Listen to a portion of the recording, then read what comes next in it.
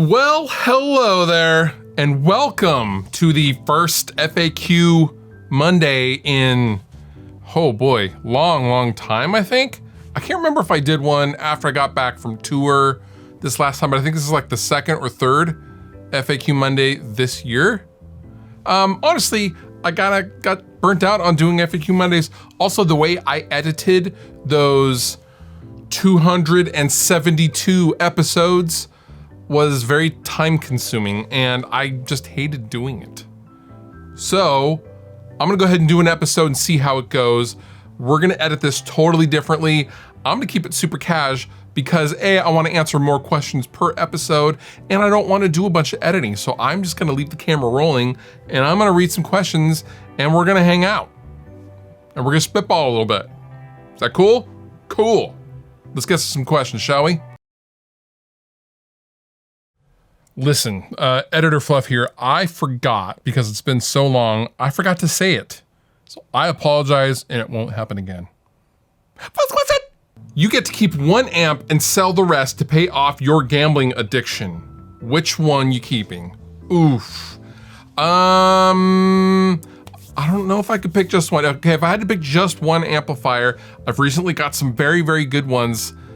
Traditionally, I'm probably saying Mesa Rectifier. However, and I don't know if this is because I'm technically in the honeymoon phase, but I am so in love with my Marshall Silver Jubilee amp.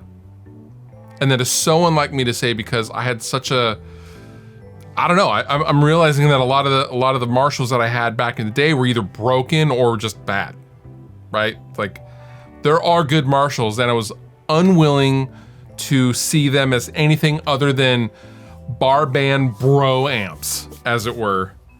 And I was wrong. And I absolutely love my Silver Jubilee. It just really does everything I want an amplifier to do. And as I get older, I'm wanting less knobs. I just want just a couple. Just give me an EQ section and a gain and a volume and I'm good. And it does that.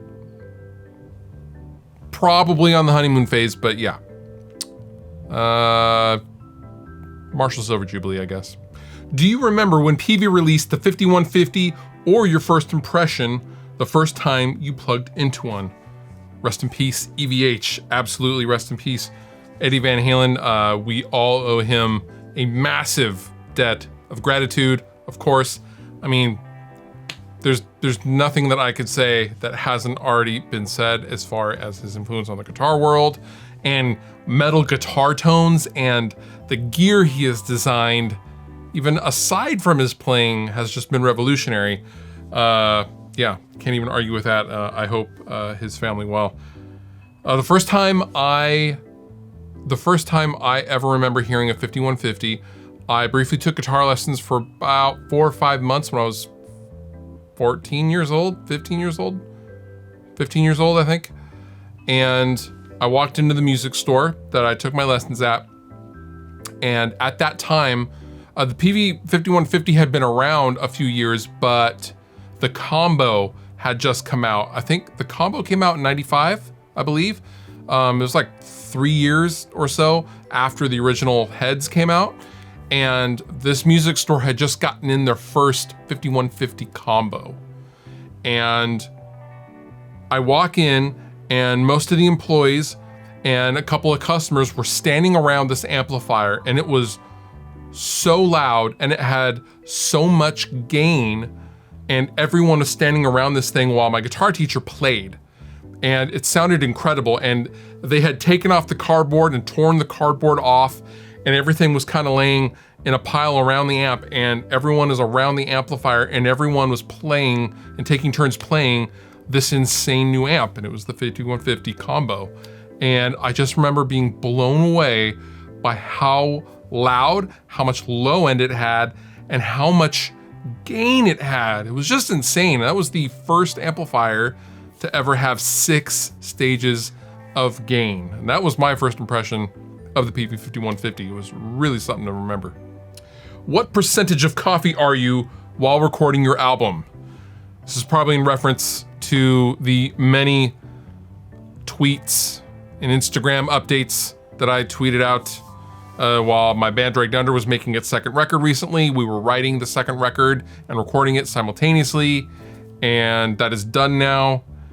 And I've never drank so much coffee and energy drinks in my life, and I am not an energy drink kind of guy. But if I had to give you a percentage, I think I was probably 75% coffee at one point. That was, I mean, it wasn't even a bad schedule. It was like, 14-hour days from, basically it was 10 a.m. to 10 or 11 p.m., 14 days straight. And it was way up north from my house, and I wasn't sleeping in my own bed, and I was sleeping in a real shot-ass bed, and it was not great. So I wasn't sleeping great the whole time, and so like you compensate by just pounding energy drinks and coffee and Doritos and breakfast burritos and Thai food and Red Robin and wings. Wings sound good right now, right? Anyway, 75% coffee. That was me while recording the new Dragged Under. It's a lot of coffee. You keep all your guitars out of their cases on a rack/stand. Do you make efforts to maintain consistent humidity? I find it's a constant struggle to either dehumidify or humidify my music room so that my guitars are stable. How do you deal with this? I only keep, I have 6 in the room, in my immediate room here, and I have probably another 5 or 6 in the spare bedroom, just for various things, different needs. I have the baritone, I have some other alternate tuning guitars, etc., etc. Other than that, all of them stay in their cases in my storage unit. But truth be told, in the Northwest, we don't really have to worry about that kind of thing, if I'm totally honest. At least I have never had to. My guitars are very, very stable. The baritone, the Music Man, actually all my baritones, now that I think about it, because of the really long necks, those require the most amount of maintenance from season to season. But otherwise, my Ernie Ball Music Man Stingrays, for example, when we were on tour, we were in LA, and then we eventually made it to Buffalo, New York, where it was like, 60 degrees less and freezing and snowing, and they didn't move. They didn't really care. I know every guitar is different, but I typically don't have to worry about humidification in the Northwest where I am at. However, if you're in like a drier environment, that is more of a thing. And also the East Coast of the United States is definitely a thing. Midwest or down south in Florida is definitely a thing. So I don't really have an answer for you because I don't really have to worry about that myself. I know that's not much of an answer. I am a bad person. Any tips on how to approach your mixes with more critical thinking? Yeah, a friend of mine, Bo Burchell, watch your feet, I'm dropping names. He actually kind of taught me how to listen to low end, because I wasn't really comfortable mixing low end or low mids for that matter in my mixes. So I would kind of just leave them alone, or I would overcompensate in the mid-range and treble and then not do anything with the low end and just kind of be like, I don't know. And I really didn't know how to listen to low end. But getting Bo to actually tell me, specific frequency bands, isolate them, and listen to your bass guitar, really listen to your bass guitar. Yeah, it sounds good, but does it have too much low end? Does it have not enough low end? What is happening there? Really analyze and develop how to step back and really objectively listening to your mix and deciding what it needs and what it doesn't need. For me, my ears get used to whatever I'm listening, so I have learned over time that I have to take breaks. So I'll take, I'll mix for an hour, and then I'll go downstairs and make a cup of coffee or grab some lunch or something like that, so I can have some fresh ears coming back in. Or I will do the car test. You bounce it to your phone and you go listen to it in your car. But more often than not, I will take periodic breaks, not long breaks. I'm talking 15 minutes or so, just to let your ears rest and then focus on a specific thing that you are worried about. If you're not ever worried about your mid-range, pay attention to it, but then, focus on the low end or high end. So I know that answer doesn't really make a lot of sense, but taking breaks is what I do to focus on specific areas, and I will focus on different areas after those breaks. You seem to really love Ernie Ball right now. Previously being with Balaguer Guitars, do you see yourself switching brands again in the future? Honestly, God, I hope not. I would not. I don't want to do that for a few reasons. The reason why I left Balaguer predominantly is my band had just split up. Rest Repose ended. Everything was changing in my life, and I really felt like I needed a change in the guitar department. Also, I think looking back, the final straw for me was when I went to Fishman headquarters in Boston with Keith Merrow. He had his guitar strapped to his gig bag. And it was so easy for him to carry because it's basically, you know, a super strat shape style guitar. And he was able to put it in his the overhead bin. And I was so jealous of that. I can't do that. I couldn't do that with my Balaguer Hyperion guitars. As cool guitars as they were amazing, but they were huge, they were oddly shaped, and they were a pain to tour with and to travel with as far as the case goes, and case went. You know, I would have to buy basically waterproof rifle cases for $300 a pop in order to house one guitar of mine. And I just got sick of that grind after several years, to be honest. I love Joe. I love Balaguer Guitars. I still talk to Joe all the time. We're still super tight, and they make wonderful, wonderful instruments, but I just really felt like I needed a change. Honestly, with the Music Man stuff, it's about sound quality, feel, and reliability. And I feel like I have now finally, I'm almost 40 years old now. I'm an old dude. I feel like I have finally found the instruments that are made for me. And I don't mean that in a literal sense, but I mean, like, design-wise, I started out on a Strat when I was 14 years old. So playing the Stingrays, which are very, very Strat-like, just seems like the right, comfortable move for me. I have no complaints about Music Man guitars. I love them. They're very supportive. They're like a family at this point. Sterling and Brian Ball and the entire Ball family are so incredible. And it's just what I play, and they become a part of me. Of course, I like other stuff, but as far as my working tools and what I make a living with, I hope I play Music Man forever, honestly. How can I intonate my guitar while on a strict budget?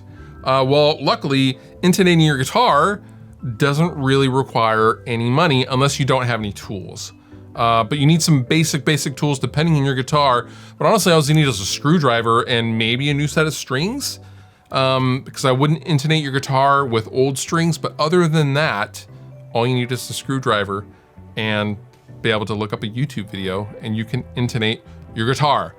Remember, chase the needle or follow the needle. If it's flat, the saddle needs to follow that direction. If it's sharp, the saddle needs to move back to the back of the guitar. I will link down below if you guys want to see a video on how to intonate your guitar properly, but it's very simple, easy to do, and I highly encourage to learn how to do it yourself rather than to hire somebody to intonate it, your own guitar. Just learn how to do all that stuff yourself.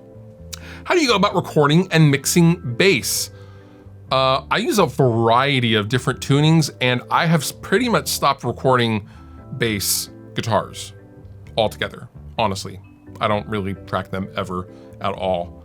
I use TuneTrack Easy Bass, or I would use Submission Audio Gin Bass, because again, I'm in so many varied tunings to have all those bass guitars laying around and to get sometimes use out of them in some cases.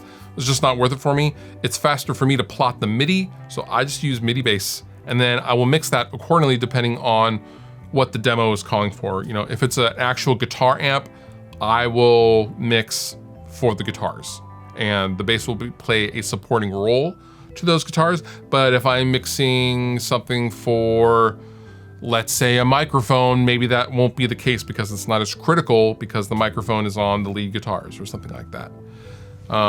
It just depends on mix by mix basis, but generally speaking, A good sounding bass is easier to mix than a really, really bad sounding bass. So if you were having issues mixing your bass guitar, I would say take a look at the bass itself first. Fresh strings, good pickups, that is always the best place to start. Do you use EQ templates when recording? Not really. No, I don't use any EQ templates to speak of. And I think you mean EQ presets? But generally no. Sometimes I will use some in the Universal Audio stuff, maybe as a starting point, but generally speaking, I don't use any presets for any EQ to start. Back in the day, I definitely used them as a starting point with EQ and compression for that matter, with Logic's built-in EQ and compressor. But these days, I start with either, like a blank FabFilter Pro Q3 instance or something like that, and I will just start carving out frequencies, but it takes a while to get there. So I feel like presets are a good place to start to make your own sound. And in some cases, in some rare cases, the presets are exactly what you need. And don't be afraid to use presets, because it's definitely a good place to start. And if presets work for you, that's awesome. But for me personally, no, I don't really use EQ presets or templates, as you call it. I just kind of do my own thing depending on what the thing I'm EQing needs. What EQ settings do you use for your live guitar tone? Good question. So Dragged Under uses all Helix stuff for our guitar tones.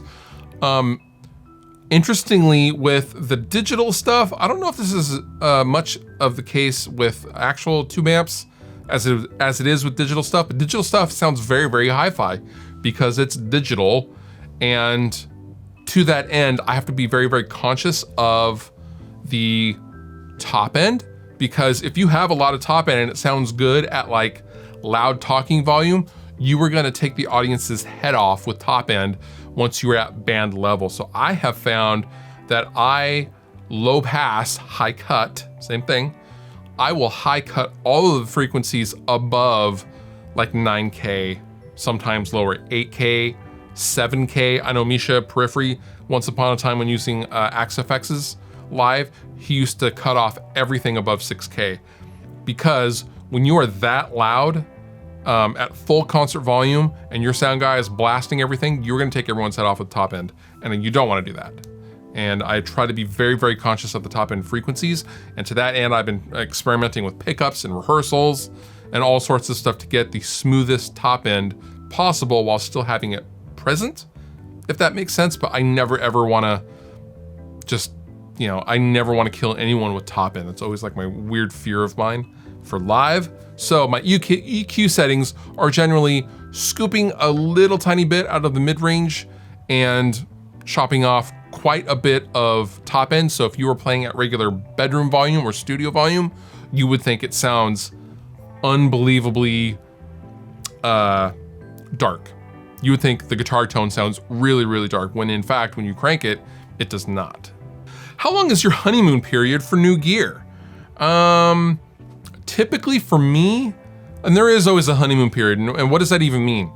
A honeymoon period is when you're so stoked on the new thing. I got the new, and I'm stoked because it's new. I talked about this at the top of this video with my Marshall Silver Jubilee, and to that end, I feel the same way about the Plexi as well. A honeymoon period is that period where it can do no wrong. You're in the honeymoon period, right? For me, it's about a week-ish. Week, 2 weeks tops. But generally speaking, for me personally, whether it's a guitar, bass effect, plug-in, computer, whatever, it's generally about a week. And then past the week, I'll go, or I will still continue to be stoked on it, and that's how you know it's a keeper. So yeah, I think everyone's is different. Do you guys have honeymoon periods or honeymoon, the honeymoon time frames where you just are infatuated with a piece of gear and then you ended up hating it? That happened to me with like the Randall Thrasher back in the day that I bought. I bought a Randall Thrasher because everyone tried, like everyone, I tried the prototype at NAMM and it slayed.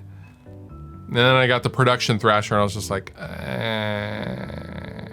But that didn't happen until like 2 weeks after I made the video. So you know, that it is what it is, but I think that's a pretty common thing with most musicians. When recording guitar, how many tracks do you do and how do you pan them? Great question, Mr. Joe. Typically for the YouTube demos, I will generally double track, and that means 2 performances. And I'll pan one left and one right for the rhythm guitars. Now, if I'm recording an actual record, the sky's the limit. However, I typically will track a left and a right guitar performance, and then I will double those. So I will quad track, but something like only for the chorus. So if you want the chorus to feel real big, a great way to do that is to quad track 4 performances, the chorus only, and then you go back to double tracking on the verse, just for an example.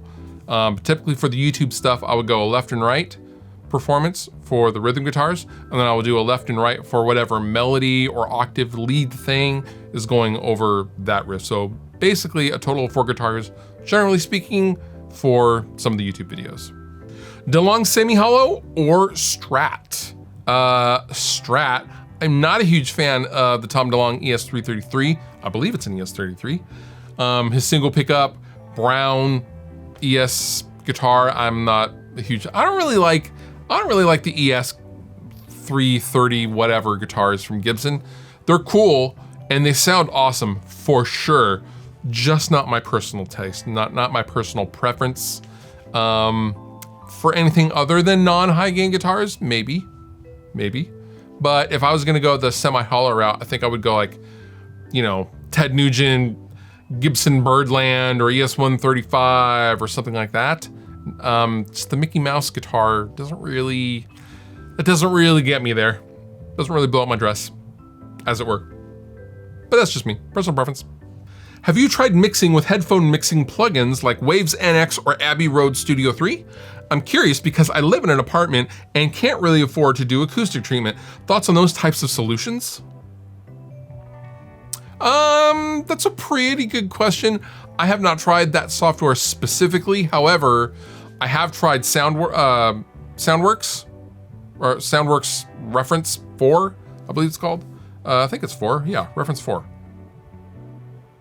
No, it's called SonarWorks. There we go. I was wrong again.